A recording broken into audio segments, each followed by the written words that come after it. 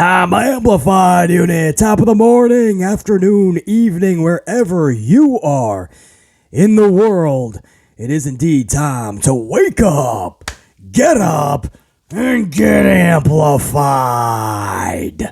It is indeed Thursday, May 11th, 2023. This is your Amped Up podcast with BC Amplified, and we have a packed podcast for today's show. We are going to talk talent once again being upset with WWE and their management. That's not the story in and of itself, right? Because talent is always frustrated in WWE with the management. But the story here is why talent is frustrated. A lot of talent, anyway. It can't speak for everybody, but the word we're getting, a lot of talent and top talent. I actually have a name. This is in the report that I was given. A name, and it is a top name that was actually pissed off because he had no idea, apparently, that this was going to happen. And it's kind of a ripple effect where a lot of the boys and gals are talking about this in the locker room, and they're not happy because it's actually affecting them. So what is BC talking about? I won't tease it too much. Maybe we'll start off with that story because it's also a discussion that needs to be had. And who better to have this than BC Amplified and his Amplified unit, right? Because nobody else is going to have this real conversation that has to be had about what WWE is doing. Because it's unnecessary and it's only hurting your product and all of your talent. This has to be addressed, and we're going to talk about it in today's podcast. We're also going to talk a new TV rights deal being struck with AEW and Warner Discovery. Now, that in and of itself is not the big story here either, right? We already knew that Warner and Tony Khan's AEW, they were going to come to a new agreement. That's the good news, though. They actually did, and it's going to be publicly announced within the next 7 days. Tony Khan's going to have this big announcement next Wednesday about that. The new Collision show that's going to be on Saturday nights. So that's the good news for AEW. They were able to renew those rights, basically. It's a new rights deal, but we'll call it renewal just for the sake of not complicating things. But the bad news, we're going to discuss that in this podcast. And why Tony Khan, it doesn't seem like he's throwing this big party right now. Right? There's a reason for that. The good news, they're going to get you can look at it any which way you want. An extension, a renewal. It's actually a new rights deal. But you can look at it like, hey, they got it. Congratulations. But then you got to look at the other hand, right?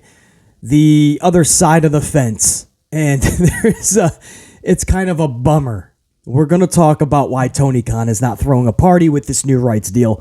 And I don't know the specifics in and outs, but I'm telling you what you can expect. Don't be shocked. I know how these things work, and I kind of already see what happened and why AEW is not throwing that parade. We'll talk about that coming up. We're also going to talk Monday Night Raw's rating. We'll talk NXT's rating. I got the numbers for you guys. Maybe you'll be shocked, maybe not. And we're also going to talk, as much as I respect and love this gal so much, Liv Morgan and her tag team partner, Raquel Rodriguez. I'm not too high on Raquel yet. I'm hoping I come around to her. I wasn't that big of a backer in NXT. She just never struck a chord with BC. And on the main roster so far, she's just smiling Raquel. And I know they want to bump up Rhea Ripley to be that dominant force, and Raquel would just impede on that. So she's just going to be the smiling tag partner right now until it's her time. The smiling character never works for BC. It didn't work for Rocky Maivia, who finally turned into The Rock, dropped the smile. It didn't work for me when Finn Balor was smiling down to the ring in his whitey tighties. Thankfully, he dropped that with the Judgment Day for the most part. The smiling character never strikes a chord with BC, but I respect Raquel to a degree, and Liv Morgan I have the utmost respect. But what they are saying recently could never, should never anyway, hopefully will never happen in World Wrestling Entertainment or in any promotion. Who they want to face for the tag titles is mind-boggling. It's dumbfounding. I hope it's just fun banter for the interweb machine and a fun response in an interview. I hope they're not ever going to actually push this idea. I think we're taking the Bad Bunny concept, we're taking it way too far. What's BC talking about? We're going to discuss all of it. I tried to tell you, it's a packed, amped up podcast. I wasn't bullshitting. Big swig of my Dunkin' coffee, and then we're going to come right back, and we're going to knock this podcast out of the park. You ain't even going to find the ball, kid. Salute, let's do this. Amped up for Thursday, May 11th, 2023. Let's get this started. Amplified style, baby.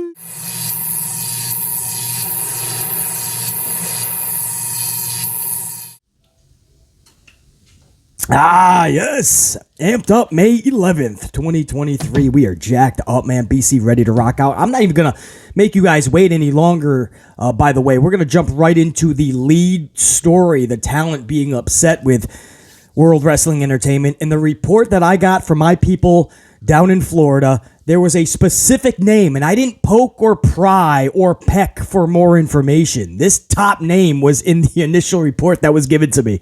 And I was like, damn. And I could connect the dots and see exactly why they would be. We fans were upset. So what is BT talking about? We're going to start off with that story. However, first, I got to give a shout out to John Cena, not John Cena, CH, John Cena, for delivering that super thanks down below, throwing BC a coffee. That's when you tip the content creator. They put up a thanks button down below, and you could throw a coffee to your favorite content creators. I never ask for that. It's not needed. BC's got his own coffee. The only thing I ever ask of you guys is totally free. Smash that up. It helps the algorithm. That's totally free. But John Cena took it another step further. He threw BC a coffee recently. So, and that blinks up in like a different color pattern, so it's easy to see that when that thanks goes out. So I was able to see that, John Cena, so I appreciate that, and I just wanted to give you a shout out. And you asked in that super thanks, BC, I missed the Q&As you used to do.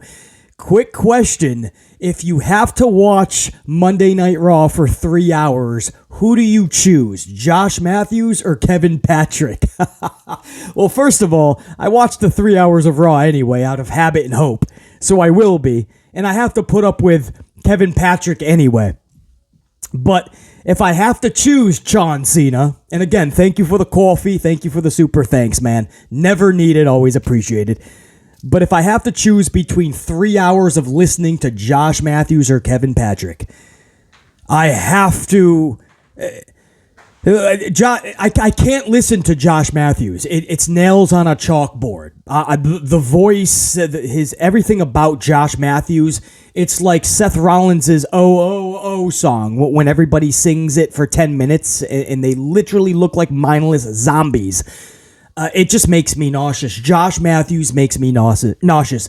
Now, Kevin Patrick is just really bad at commentary. He's really bad. And that sucks because I like Kevin Patrick. He's a really good dude. I've never heard a bad word said about the son of a bitch. And on top of that, he's really good at backstage interviewer. I always enjoyed his work. He's good in small doses, and he was good at that role. And I never want to see him lose his job. When he finally gets taken off of commentary, which has to happen eventually, I don't want to see him lose his job. Put him somewhere where he can help the company, because I think he absolutely can, just like he did as an interviewer. Put him back in that role. But as a commentator, it's really bad. I mean, it's just, has he gotten a little better since week 1, month 1? Sure. Is that any better in terms of what we need? No, not better in the longest. We still all have come to the same conclusion. He's got to be replaced. The problem is they don't know. They have nobody. And the way they're going about it, they're never going to have anybody. They're putting in people like Adnan Virk. You guys remember him? You probably forgot about him, and I don't blame you. Your dome piece is probably doing anything imaginable and possible to forget about Adnan Virk. You're probably forgetting about Jim Smith. You guys remember Jimmy Smith? He was right after Adnan Virk. He was a flash in the pan, gone, blink of an eye, snap of a finger, drop of a hat. And now we have Kevin Patrick out of nowhere, plucked from the interviewer's role. And I'm surprised he lasted this long because he's actually really bad. But here we are. You know, you're never going to get the Jim Rosses back. You won't get the Lord Alfred Hayeses or the Gorilla Monsoons, the Bobby Heenans. You're not going to get that stuff. I understand. Even as much as we want to trash them, Vince McMahon and Jesse Ventura, that team, right? Jim Ross, Jerry Lawler, that team. Bobby Heenan and Gorilla Monsoon, that team. Mean Gene Okerlund and Alfred Hayes were always fun. Gene wasn't even a commentator for the most part. He was an interviewer. But him and Alfred Hayes were just captivating. You'll never get that with Kevin Patrick. But this is a long answer to what was a simplistic question. But it's something I get amplified over because I cannot believe that the soundtrack to today's wrestling fan, I'm thinking about like younger fans, their soundtrack to pro wrestling is Kevin Patrick. All they know is Adnan Virk, Jimmy Smith, and Kevin Patrick for their lead commentators. Again, that doesn't sit well with BC, man. That should not be when they look back 20, 30, 40 years to their childhood. Kevin Patrick should not be the soundtrack. And it makes you think how grateful we really and thankful we really should be to have had Jim Ross and Hayes and Monsoon and the Venturas. Man, it shows you how lucky, I guess, but just how people just personalities, man. You know, they were just so much more amplified back in the day. And today, everybody just seems so vanilla.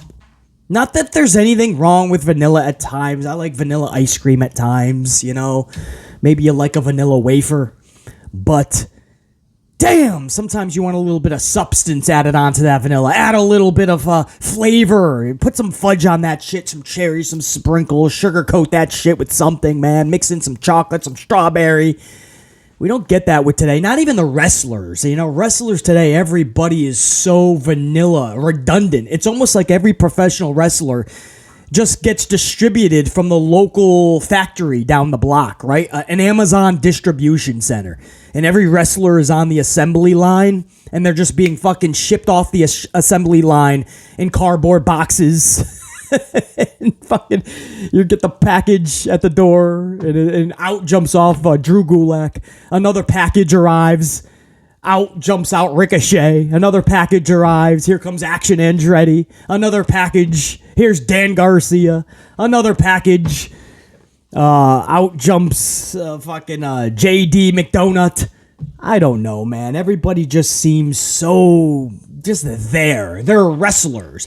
And BC feels like I have to go through the motions, right? So I don't piss off fan bases and be like, wow, I'm so into JD McDonut. This guy is going to be he's going to be world champion 19 times over. I'm sorry, I watch JD McDonut. I don't catch a feeling on it, man. I just don't. I watch Action Andretti and Dan Garcia. I have no emotion whatsoever. I barely have an emotion when Drew McIntyre and Bobby Lashley walk through the curtain. And that's bad because Bobby Lashley and Drew McIntyre should be superstars. You feel something when their music hits before they even come out through the curtain. You have some type of emotion, right? No.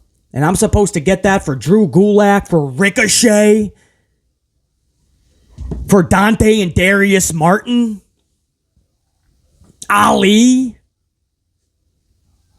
Everybody just seems vanilla in pro wrestling. That's a big problem, you know. Back in the day, you had larger-than-life characters. You just did. Even the mid-carders, guys. I'm not just talking about Hulk Hogan, Randy Savage, Warrior.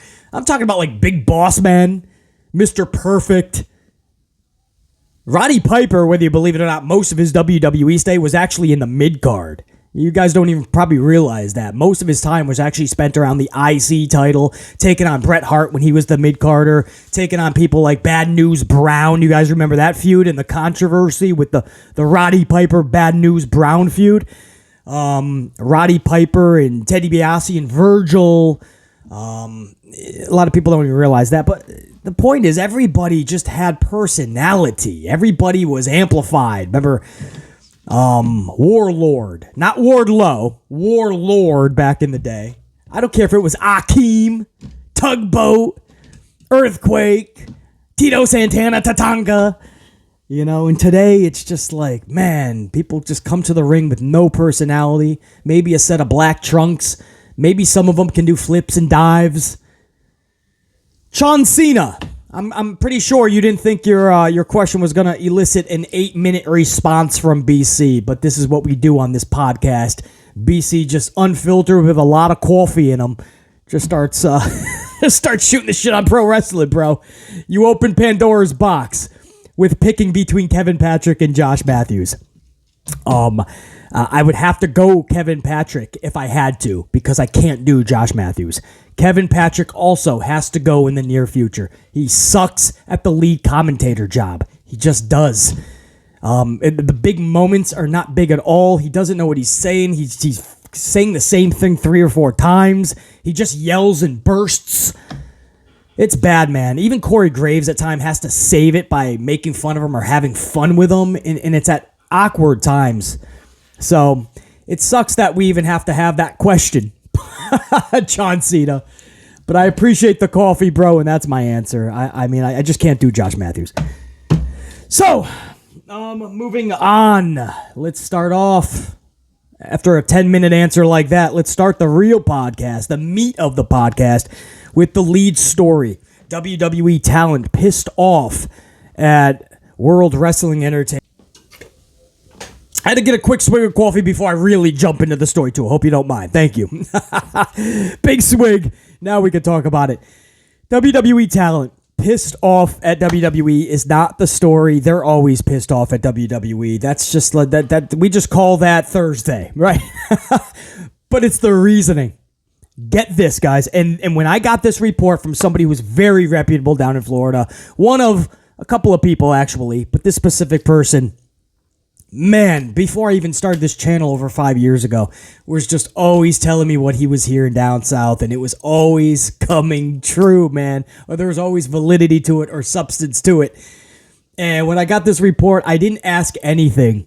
It literally had a top name in it. And once this top name came out and showed his frustration within the locker room, what I heard was that other superstars felt like they could open up about their frustration as well. What's the frustration about? I can't even believe we have to discuss this. It's unfathomable, and we should never even have to talk about this. Piped in fake crowd noise. Piping in cheers. Piping in boos. Several times Monday night, boos were piped in. What you guys may not even realize, they do it for cheers too. It's just a different type of an audible sound. So you can't catch it as vividly as boos. BC caught 3 separate occasions on my own where there was fake cheers. And that's just what I heard on my own at first glimpse. First glance, first listen, if you will. I'm not going to glance the sound, I guess. First sound is 3 different times I heard the cheers that were fake. The boos were at least 5 or 6 times. I mean, they were all over the show. That was unacceptable on a whole nother level.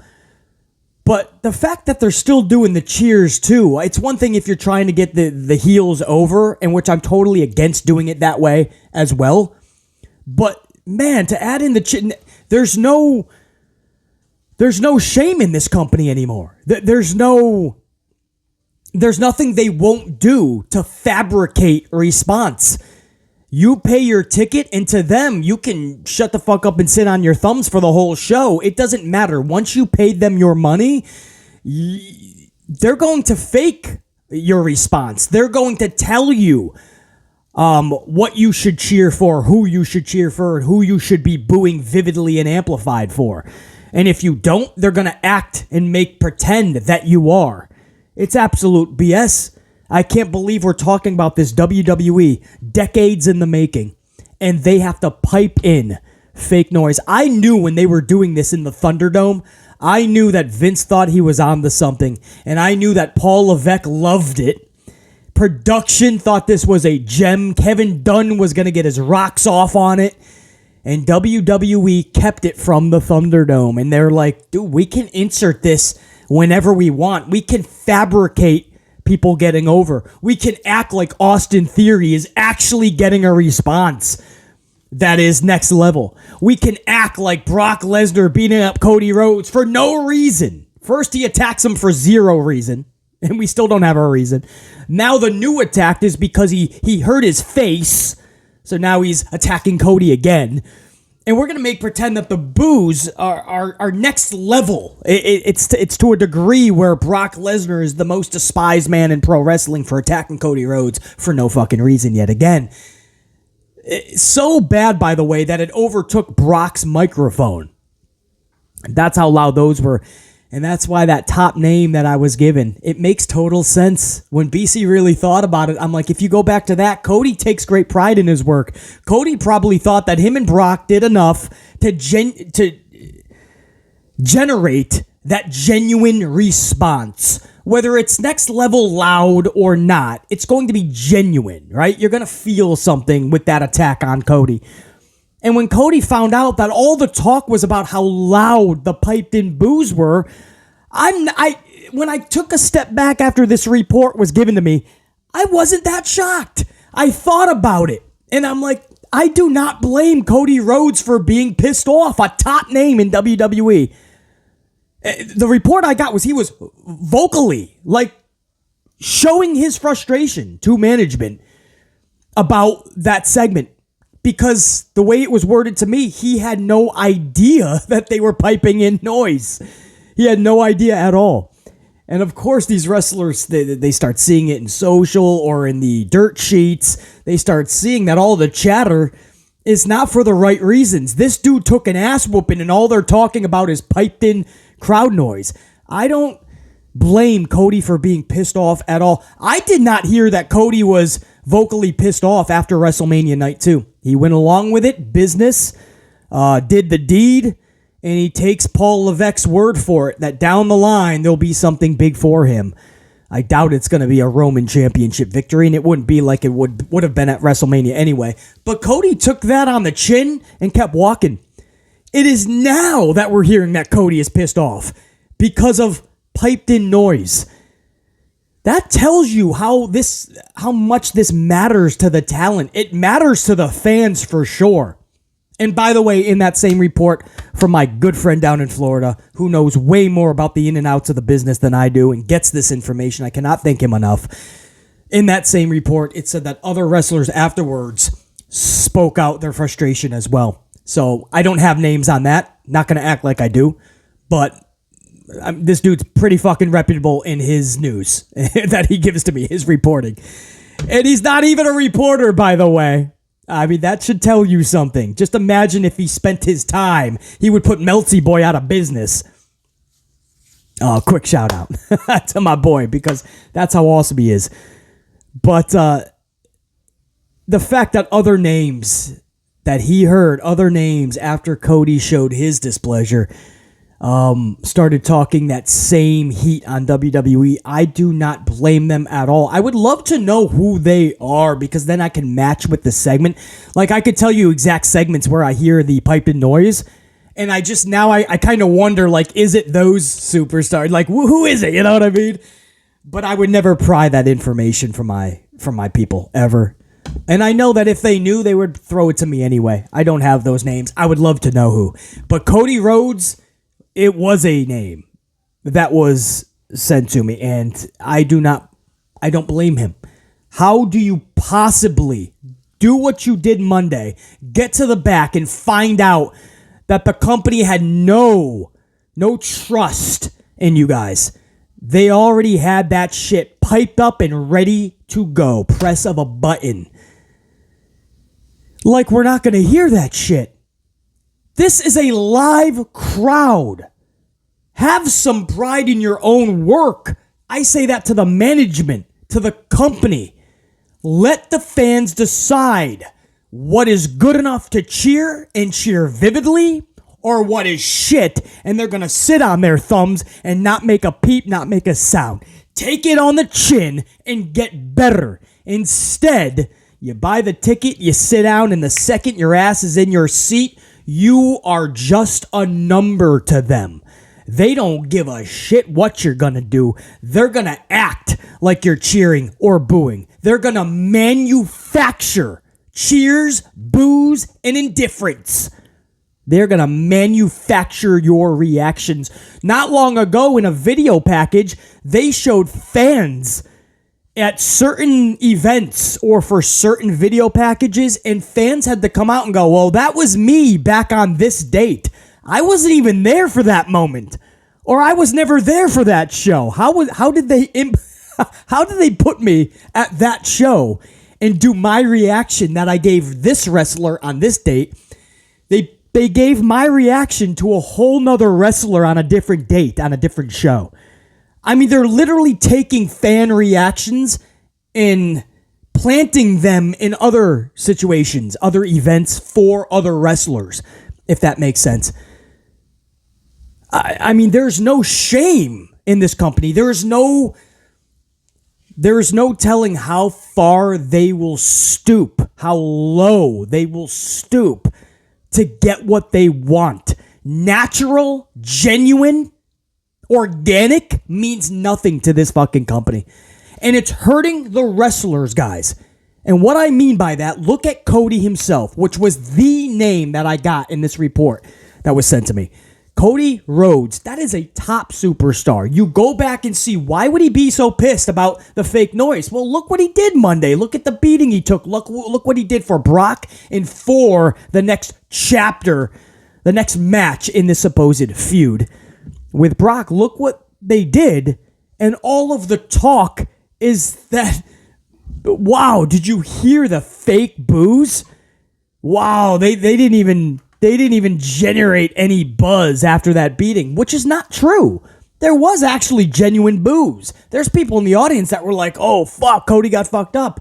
But because it was so overly produced, overly manufactured, all we're talking about is, wow, that segment didn't do anything. WWE had to fake everything. No, Cody has every right to be pissed off. Every right, man. And any wrestler, even though I don't have any other names for you, I would love to, trust me. Any other wrestler who did speak out, which is what I heard. Other wrestlers after Cody, man, it became a conversation in the locker room. I do not blame them at all, and I am proud of them for speaking out. Hopefully this leads to enough discussion where Kevin Dunn, Vincent Kennedy, Paul Levesque, and anybody else that needs to be in that meeting discusses this thoroughly, vividly, to an amplified measurement, and stops doing it. The fans are getting pissed off. That is not our response. That's not even our reaction to these wrestlers that you're planting in other video packages for other wrestlers. I mean, they're literally manufacturing everything about the fans and their responses. We are fed up with it, the fans. The wrestlers, it is so good to finally know that they probably always have been pissed off about it. But the fact that now I'm hearing it's a discussion, at least in that locker room, hopefully they don't stop discussing it. And hopefully there's no reprimand, by the way, no punishment. I don't think Cody gives a fuck right now after losing Sunday night, April 2nd to Roman Reigns.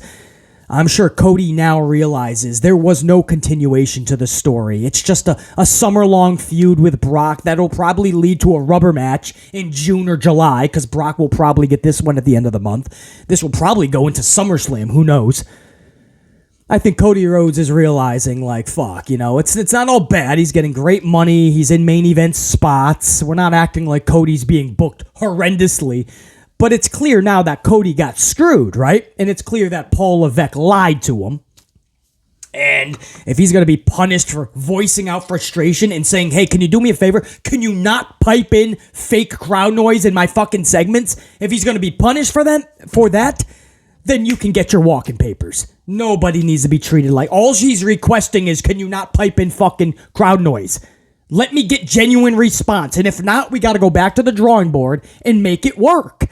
If you're faking everything, that tells you this company doesn't even care about getting better. It doesn't care about what it's doing wrong, incorrectly at the lowest of measures, or what it just needs to adjust. It doesn't even care what we have to say. They will just fake it and move on. And now with all the gadgets that Kevin Dunn has, and the approval of Levesque and McMahon, and probably at their word... A press of a button shuts us up. A press of a button gets us very amplified. A press of a button makes us go wild.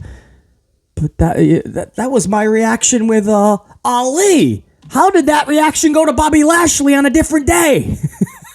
Because that's how good production is with these people. And they don't care. They do not give a shit, man. Piped in crowd noise. It reached a level Monday night where that was the talk of the wrestling world for many segments.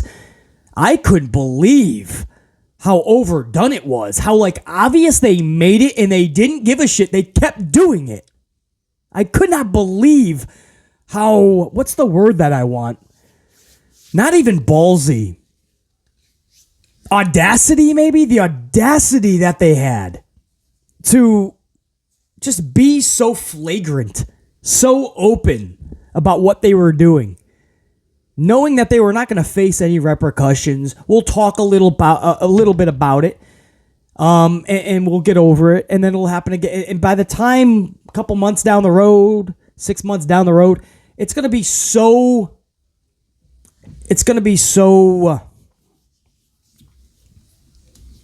Not even redundant. It's going to be so natural. Right? We're going to be so used to it. I'll put it that way. We're going to be so used to it that we're just going to stop complaining. Right? We're going to stop ranting about it. And it's just going to be business as usual. Piped in noise. It's going to be a part of the show. That's honestly, I believe that's what they believe. That's what they're hoping for. And the way the fans said no this week, and the way that, man, it sounds anyway, that a lot of the talent was frustrated and finally showing that frustration. It's really good to hear, man. That's good to hear. And I'm talking about on that Monday, during the show, that frustration was being raised. I'm not talking about another show afterwards, guys. The report that I got, probably should have said this from the beginning. Maybe it would have changed a lot of the amplification of this report, but that was from Monday. By the close of the show, Cody was voicing frustration and other talents were like, what the fuck? After Cody was opening up backstage, other talent was like, yeah, what the... I'm seeing the same thing on social. What the... I heard that...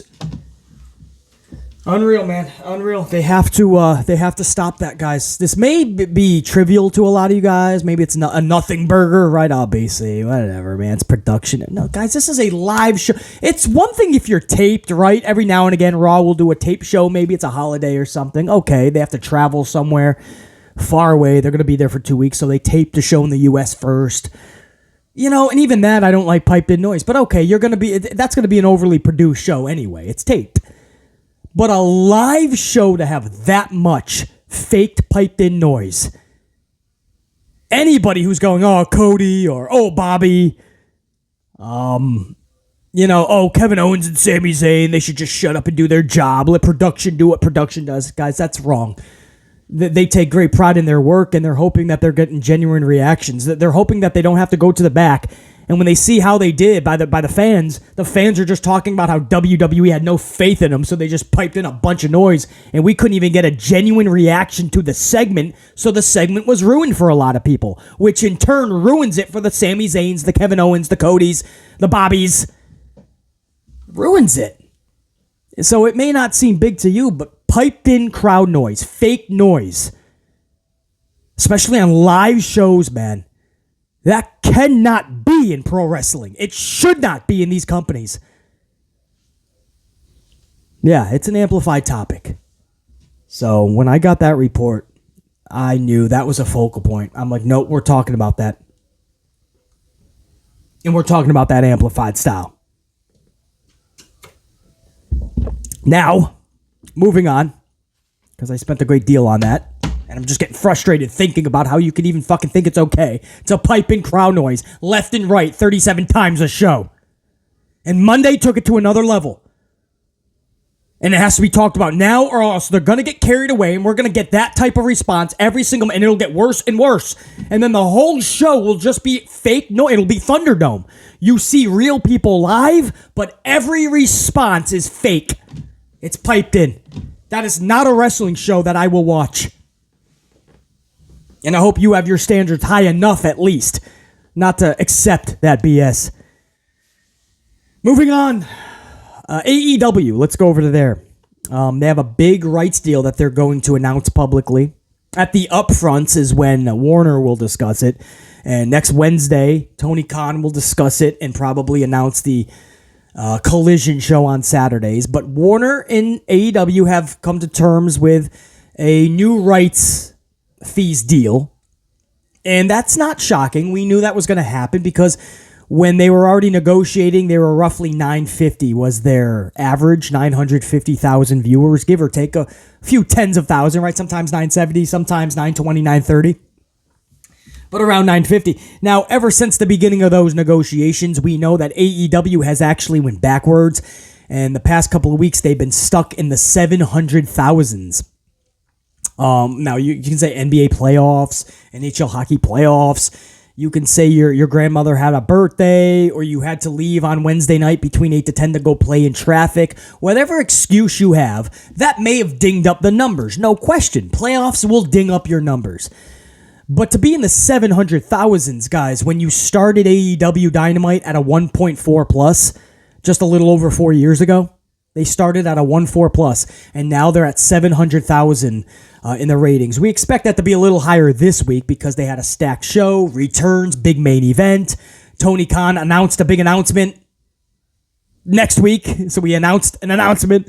So we expect the ratings to at least, bare minimum, be maybe 900,000 this week. But to be playing around in 700,000 the past 2 weeks when you started at a 1.4, that means you lost half of your audience. Guys, that's more than NBA playoffs. That's more than NHL playoffs. Over time, they have lost half of their viewers since their debut, which was just a little over 4 years ago. So can we stop blaming playoffs, guys? Right? I mean, even before the NBA playoffs, they were struggling to get 850. Well, we were just talking about when they started negotiating the new rights deal with AEW, Warner. They were at 950 as their common ground. Then they went all the way to 850 as their new normal. So even after the playoffs, you're talking about what, 850?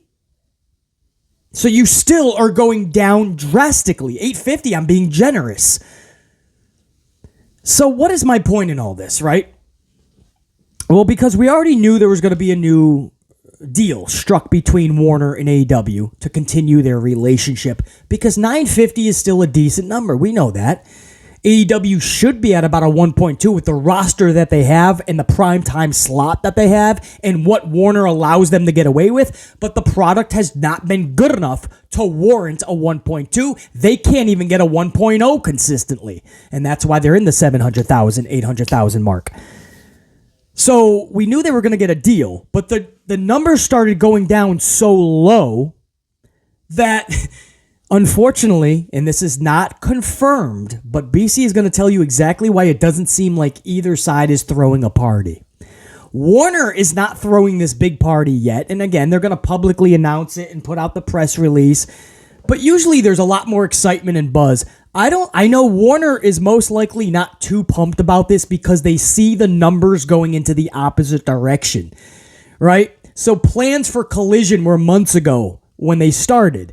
Now, they're about to announce Collision on Saturday nights, and they see that Dynamite is in the 700,000s. So there's a little bit of timidry there. Like, did we make the right call? Tony Khan and AEW are not throwing the party because my belief, and we're going to see when we get the specifics, the details, my belief is that they did not get a big, we'll keep it simple. They did not get a big fee increase. They did not get a significant increase in revenue for the product. For instance, Vince McMahon supposedly came back. He never left, but he came back for the new rights fees with NBC, Universal, USA Network, and Fox. Right? He came back to strike these deals because he wants even bigger deals. Right? He just got $1 billion from Fox, over 37% bigger than the rights fees beforehand. 37% increase is what Fox paid before what SmackDown was getting before Fox. $1 billion plus is what Vince got, right? The rights fees are everything. That's where you really make your money, right? That's why WWE is reporting all of these record revenue quarterlies. It's Saudi Arabia giving billions of dollars. It's the rights fees from these channels, these networks like Fox and NBC, Universal, Comcast, giving billions of dollars, or over half $500 million in NBC's case. So that's that's where the money comes in, right? And I'm sure Tony Khan was hoping to get this big, or at least strike this big deal with Warner for the rights of AEW's product. And instead, and I cannot wait to see the actual number, but I bet you they got something that was around the same what they're getting now, and maybe just a little bit higher, right? Maybe they got paid a little bit more. I do not believe AEW got a significant bump for their product. I think Warner is being very timid even when it was $950, especially when they closed the deal when it was probably at $850, and now that they're about to announce it, they're around $750. I don't think Warner Discovery, I don't think they paid a lot more for AEW. It might be a little bit of a bump up, but I don't think it's going to be significant. That's just what BC feels with this deal, man. There's not that vibe, right? Usually when something gets a significant bump increase in pay, usually there's a different vibe, there's a feel in the wording that these conglomerates are putting out there. You can tell that a big deal was struck. This seems like Tony Khan was like, hey, we're doing you a favor by keeping this show on. We're going to go through with the Collision show, and we are going to hope for the best. I wouldn't even doubt that there's some loopholes in this deal, that maybe Discovery can get out at some point down the line before the deal actually comes to its max conclusion. I would not doubt that there's little details in the fine print that allows Warner Discovery to get out if things get really bad. Like if AEW drops into the 600,000s in viewership. You know, as if it's like an NXT developmental program. Or at least what NXT calls itself, and they're pulling 600. I mean, could you imagine if AEW falls to that? When everybody was making fun of NXT, a lot of AEWites, could you imagine if that happens and Warner all of a sudden has this other show, Collision? If Dynamite's going to get 600,000, Collision on a Saturday night would be getting what, 400,000? Basically become the new Rampage? I'm asking the questions here because this is what Warner has to ask themselves when they cut this deal with Tony Khan. Guys, I don't think Khan got a big, significant bump. I cannot wait to see what this is. I don't see how Warner could. You start at a 1.4. It's time for a new deal, and you're in the 700,000s. You lost half your viewership. Warner would be stupid if they gave him a 25% hike, right? A 25% uptick in revenue? We're going to pay 25% more for this new rights fees? I don't see how that's possible. And then you got to try to get all that back in advertisement. And advertisement is going to see how this show is declining.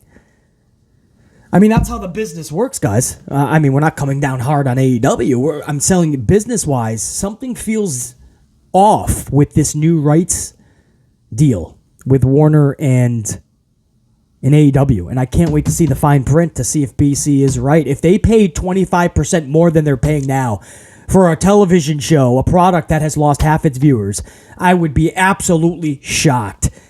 It doesn't sound like Tony Khan is too thrilled with this deal. We're going to find out everything within the next 7 days. The upfronts are coming up, so Warner Discovery is going to tell all. Tony Khan's going to tell all by next Wednesday when he announces the Collision show and the new deal with Warner. So we're going to find out a lot more, guys.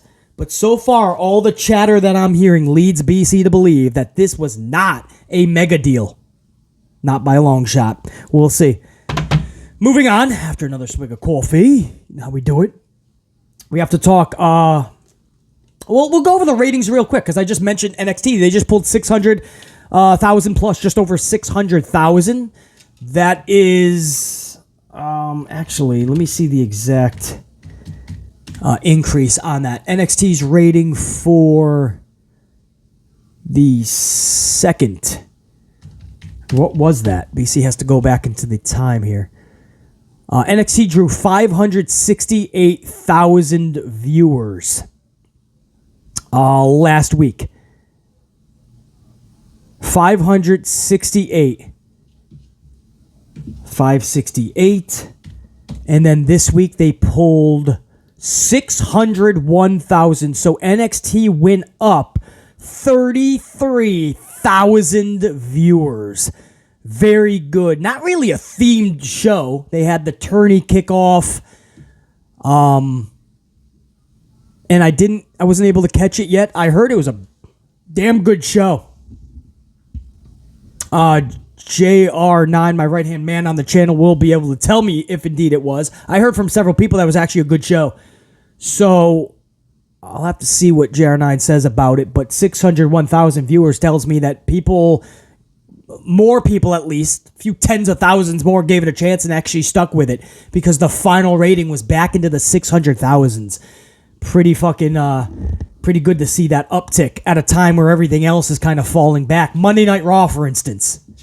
You ready for this? Monday Night Raw last week into the 1.7s. This week, they stayed in the 1.7s. I think they pulled 7,000 more viewers. Possibly. I might be being generous on that, actually, guys. I'll give you the end rating is a 1.78. Yeah, so I believe the last week, so it was like 1.778. I think they got 7,000 more viewers, guys. Monday Night Raw for a post-Backlash show. The start of a world title tournament. And all of these debuting Raw stars, most of them from SmackDown, but people like Zoe Stark as well, literally debuting. All of this working in their favor to combat NBA playoffs. I understand NBA playoffs and playoffs will give you a dent. But all that WWE supposedly had, that they were firing for their audience, that they have to tune in, and that's how much they cared. A 1.78. Second week in a row, they're in the 1.7s. This is what I'm trying to tell you guys. This is without Monday Night Football. And when the playoffs are done, I'm going to tell you the same thing. Their hole is so deep. It's going to take them so long, and they're going to have to work so hard just to dig out of the hole that they put themselves in. What I'm saying is, even after the NBA playoffs, you're going to struggle to get back to 1.9. Not even 2.0, guys. 1.9, even after playoffs. This is what happens. I say it all the time. I'm going to say it a billion more times. No more FOMO. No more fear of missing out. When people miss the show week after week, their mind starts to tell them, hey, this is missable. There's no reason I should be parking my ass for 3 hours every Monday night watching this trash. I can miss it, and I don't feel bad. I don't feel indifferent. I don't even think about the show. No more fear of missing out. No more FOMO. And I told you guys throughout the football season, we started to see the number go lower and lower. And I said, well, this isn't good, because even when football is over, you're going to start to see The rating will stay around the same because fans have gotten so used to missing Monday Night Raw. And even before the NBA playoffs, you started to see Raw at about 1-8, 1-9. They never came back from the football. Even with football being off the air, they never recovered. Now playoffs dented it up a little bit more into the 1-7s. And you're going to find out how true BC's words are. They're making it harder for themselves. They're losing audience, guys, permanently. It's not just, the playoffs, basically. The NFL, basically. It was a presidential speech, basically. It's another holiday, basically. I understand. That's 32 weeks out of the 52-week calendar year. You're going to have an excuse as to why numbers were dented. When this happens every single week, more and more viewers dropping off, it becomes a landslide, and you cannot get up a landslide. You can't do it. This is why you're in the 1-7s. You're in the 1-7s for Monday Night Raw. This is more than playoffs. I say the same thing about AEW with the 700,000. They had a stacked show last night. Stacked. I'd be shocked if they even hit 1 million. And you say, well, there was more playoffs, BC. Okay, but the point is they stacked their show. We're talking about them not even scratching 1 million with a stacked show. Cage main event, returns, turns, literally, by Don Callis and such. This is why. No, there's no more FOMO in pro wrestling, man. These shows are so easily missable. Monday Night Raw, once again, in the 1-7s, second week in a row. Ratings don't matter. It tells you everything you need to know. It tells you how many people by the droves are no longer feeling the need to watch it. It is so sad to see weeks in a row now in the 1-7s. And what's next, guys? By the time the next playoffs come around, are we seriously talking 1-6s? It's a rhetorical. Yes, that's what's next. And by the way, we've already seen 1-6 with this product. So I can't even say that would be a shock. I don't even know, man. AEW is in the 700,000s. NXT at least climbed back to 600, but they are still far off from what they should be. Monday Night Raw is in the 1-7s. SmackDown going into fucking Backlash. You hear what that pulled? 2.0. 2.0. From their 2-4, 2-5 days, which seems like an eternity ago now, but it was just a month or two ago. Leading in the main 2-4s and 2-5s. They're on a 2-0. If they lose the 84,000 more viewers, you're literally talking about 1 points, and then 1.8, 1.9s is what they're going to be fucking around with. SmackDown is even dropping back by the hundreds of thousands. No. Ratings matter big time, and the ratings are absolutely at all-time lows right now in many metrics. I want to end the podcast. I know we're kind of going... I told you there was a lot to talk about, guys.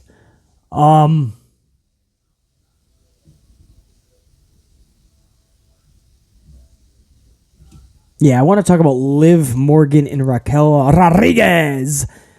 Listen to this, please, because this is not just fun, but this is how it gets started, right? This is exactly how it got started with Logan Paul. It's actually how it got started with Bad Bunny, by the way. And much respect to Paul and Bunny. They have held their weight. They have been phenomenal. So it's not shade to Bunny and Logan. I speak nothing but positive because they respect the business. They take it very serious, and they have crushed it out of the park every chance they got. But this is how it starts. Fun banter, and before you know it, Conor McGregor is the one that's taking the title from Roman Reigns. And the fans are like, are you fucking serious? You win over all of your top talent, for 3 to 4, 5 years, however, before it ends. And Conor McGregor takes it, all starting from friendly banter, little back and forth on social. No, Conor McGregor should not even be in the ring with Roman Reigns right now or in the near future. No. Listen to what Morgan and Raquel Rodriguez are saying here. I mean, this is another level. This is another level of just absurdity. And I say this with the utmost respect to these artists. I don't know who they really are, but they have followings, right? Big fan bases, and they're probably really good at what they do. They have no business in a WWE ring or in pro wrestling right now, not in championship matches. Liv Morgan and Raquel Rodriguez, they want to face Cardi B and Megan Thee Stallion. I don't know who they are. I believe Cardi B sang Wet Ass Pussy. I believe that was Cardi B. If I'm wrong, I'm wrong. I'm not even going to do my research. I'm going to be honest with you. So if I'm wrong, I'm just going to take the L on it. But I believe she was the one who told everybody about her wet ass pussy. Great. Thanks for telling us. Awesome.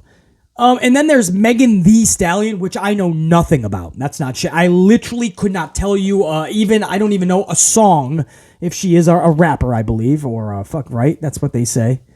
Yes. Cardi B and Megan Thee Stallion. Liv was asked the two celebs that she and Raquel would love to go toe-to-toe with, and she answered the same thing that she's been saying. This is not just a question that she's answering, but she has been asking for this. Cardi B and Megan Thee Stallion. We want them is a quote by Liv Morgan. Oh, fuck. Where do we draw the line? Right? Because this is what we're opening Pandora's box. Logan Paul came in and showed that, the YouTubers, we can rock the wrestling ring.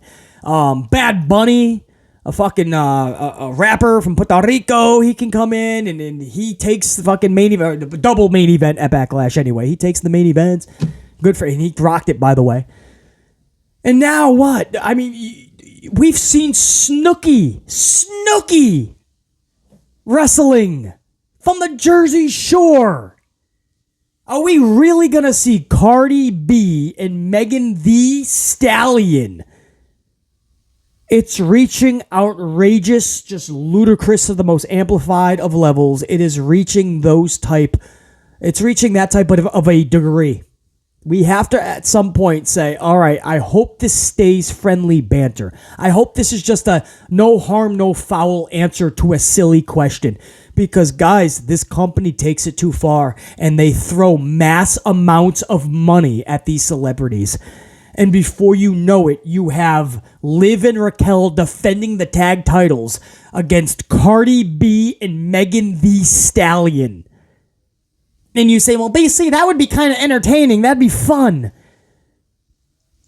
At what expense? At what expense?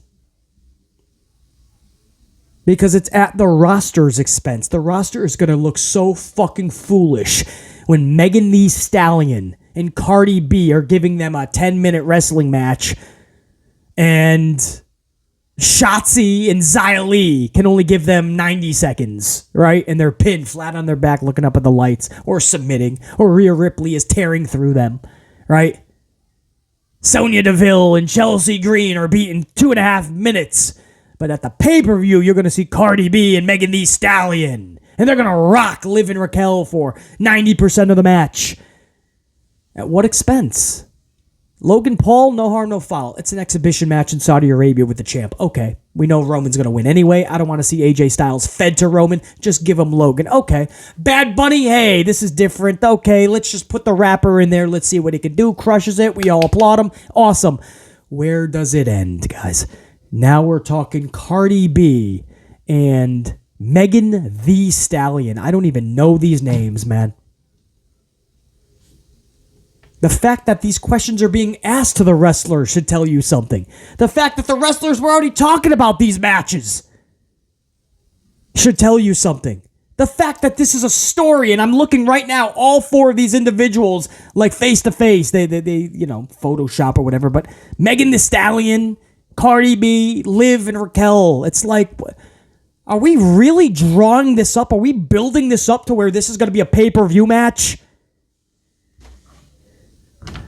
At some point, if this is still okay with you guys, BC, I wouldn't mind it, to be honest, man. Okay, that's fine. Eye of the beholder. But at some point is the conversation that I'm trying to have. At some point, we're going to have to draw the line, guys. We can't just have every fucking Tom, Dick, and Harry celebrity coming on in. You're really going to start hurting the roster big. And I had this discussion just recently about Conor McGregor.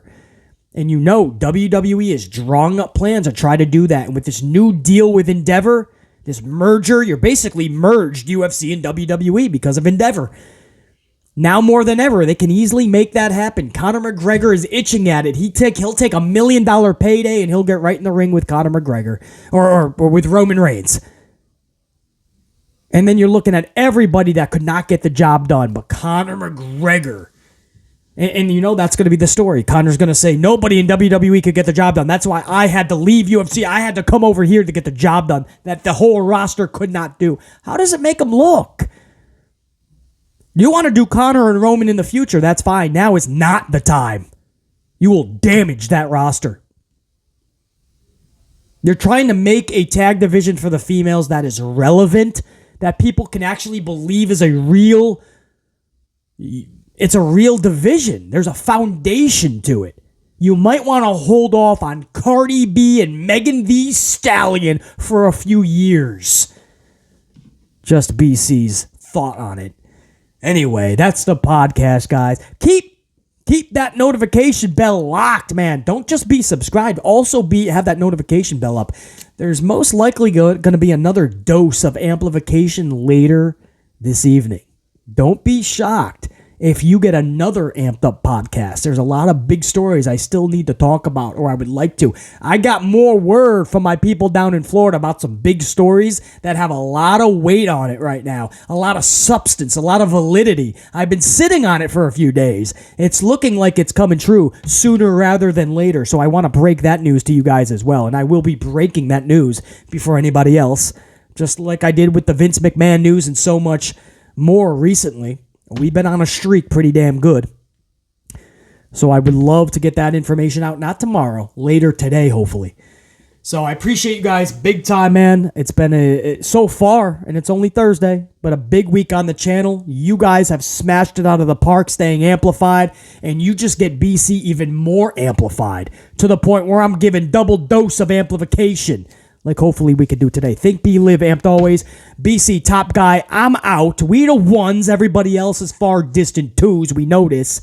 And until next time, and there will be a next time, BC saying check you.